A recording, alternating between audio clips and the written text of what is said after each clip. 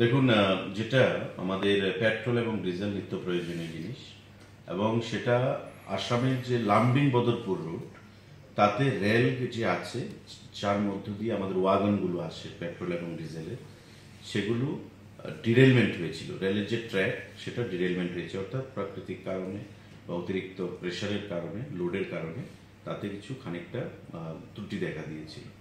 এবং এতে করে ত্রিপুরা রাজ্যে পেট্রোল এবং ডিজেলের উপর, বিশেষ করে পেট্রোলের উপর আমরা রেশনিং ব্যবস্থা চালু করেছি।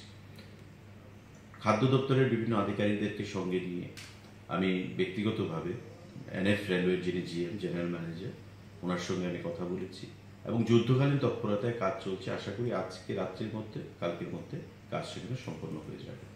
তারপরেও আমাদের আজকে ওয়াগন দুটো তেল, মানে পেট্রোল এবং ডিজেল নিয়ে রাজ্যে এসছে। এটাও আমি আমাদের সামাজিক মাধ্যমে প্রদান করেছি যে এই যে ওয়াগন দুটো এসছে, তাতে করে আমাদের 8 থেকে 10 দিনের তেল সেখানে চলবে সারা রাজ্যে। এবং এনএফ রেলওয়ে জিএম এর যা বক্তব্য, যে আগামীকালকে রাত্রির মধ্যে এই যে সারাইয়ের যে কাজ চলছে এই বদরপুর এবং লামডিং যে রোডে, সেটা সারাই হবে। এবং আমাদের আশা কাল রাতের মধ্যে যে বর্তমান ওয়াগন আমাদের এসে পৌঁছেছে ত্রিপুরা রাজ্যে ধর্মনগর ডিপোতে, সেটা সারা রাজ্যে কাল রাতের মধ্যে আমরা পৌঁছে দিতে পারবো পেট্রোল পাম্পগুলোতে। তো স্বাভাবিকভাবেই এখনও রেশনিং ব্যবস্থা চলছে।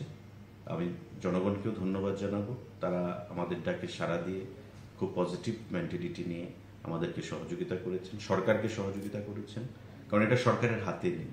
লামডিং বদরপুর রেডে আপনারা আগেও দেখেছেন, এবং প্রতি বর্ষার সময় জিনিসটা হয়, ইরোশন হয়, ল্যান্ডস্লাইড হয়, তাতে করে একটা অসুবিধা দেখা দিতে হয় পেট্রোল এবং ডিজেল সরবরাহের ক্ষেত্রে।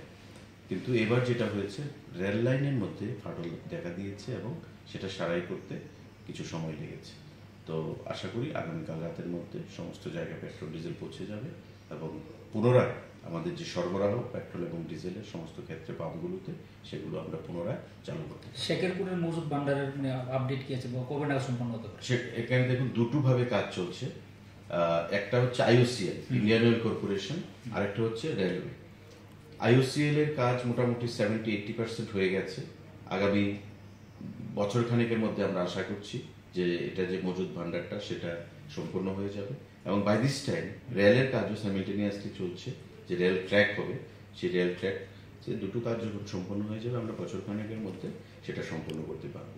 এবং এই কাজ যখন সম্পূর্ণ হবে, আপনার তখন যেটা আমাদের আলোচনার মাধ্যমে এসছে, প্রায় 3 মাসের মজুদ আমরা এই ডিপোতে রাখতে পারবো। কারণ বর্তমানে আমাদের শুধু ধর্মনগর ডিপোতে তেল মজুদ করা হয়, কিন্তু ফ্লাডের ফলে সেখানেও ক্ষতি হয়েছে। কিন্তু তারপরেও আমরা কিন্তু সমস্ত ক্ষতিকে ফেস করে আজকে সরবরাহ কিন্তু স্বাভাবিক রাখতে সক্ষম হয়েছি। কিন্তু এই ধর্মনগর ডিপো একটা থাকার ফলে আমাদের সারা রাজ্যে সেখান থেকে সাপ্লাই করতে হয়। তাই আসাম আগরতলা রোডে যখন কোনো আপত্তি হয় বা রাস্তার মধ্যে কোনো বাধা বিপত্তি হয়, তখন আমাদের সেটা অসুবিধার মধ্যে পড়তে হয়। শেখেরপুর যখন ডিপোটা হয়ে যাবে সম্পূর্ণ, তাতে 3 মাসের মজুদ থাকবে অন্তত, এবং আমাদের নিশ্চয়ই প্রাকৃতিক কোনো গোলযোগও যদি হয়, তাতে কোনো অসুবিধার সম্মুখীন হতে হবে। তো বর্তমানে কি রেশনিং ব্যবস্থা থাকছে, না উঠানোর কোনো সিদ্ধান্ত রয়েছে? আজকে রয়েছে, আগামীকাল দুপুর বা বিকেল অবধি থাকবে।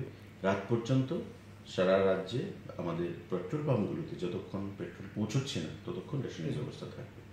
রাত পর্যন্ত আশা করি আগামীকালকে সারা রাজ্যে পেট্রোল চলে যাবে, ডিজেল চলে যাবে, তারপর থেকে রেশনিং ব্যবস্থা বিক্রয় করা। Thank you.